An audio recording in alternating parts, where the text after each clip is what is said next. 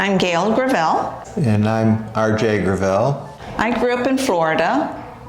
Spent most of my life in Florida. I also spent several years in Tennessee. I reared my children there, and that's where I found out about Adventism.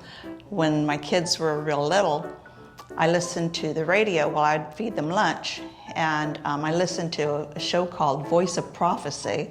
Didn't know what that was, and enjoyed it. They offered Bible lessons, so I took them, and long story short, I was baptized in the church.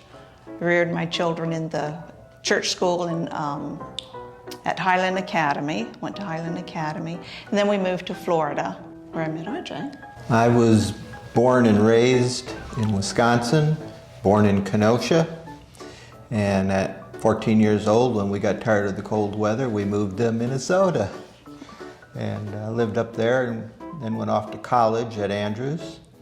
My mother became an Adventist when I was about 5 years old through my dad's mother. She was raised Catholic, and so I started attending church at 5, and in 5th grade, my parents sent myself and my two brothers to an Adventist church school, and then we went to the academy and went to Andrews for a couple years, and I moved to Florida in 1973 and went to work for an aluminum company named Phelps Aluminum. And in 78 I bought the company, and I ran it until 2003. My son took it over at that point, and Gail and I moved to Michigan to work for a ministry up near Andrews. We came back to Florida in 2000 and around 10 or 11. And after a couple years up in Gainesville, we came back down to land here, and we began attending this church where we were members before we moved to Michigan.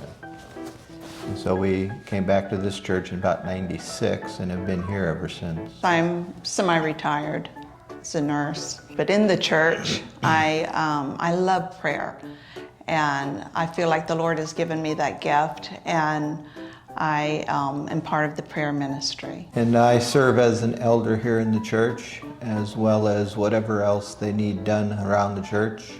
I try to help Elmer in whatever we can to do little things here and there. And if what we, or I, am blessed the most with as church is watching and seeing the spiritual growth that has taken place in this church in the last several years.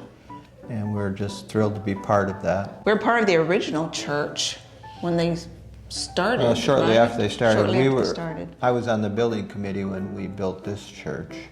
So we've been here, like I say, from 1996 to 2003, and again from 2012 to now. So yeah, we've been here quite a good number of years.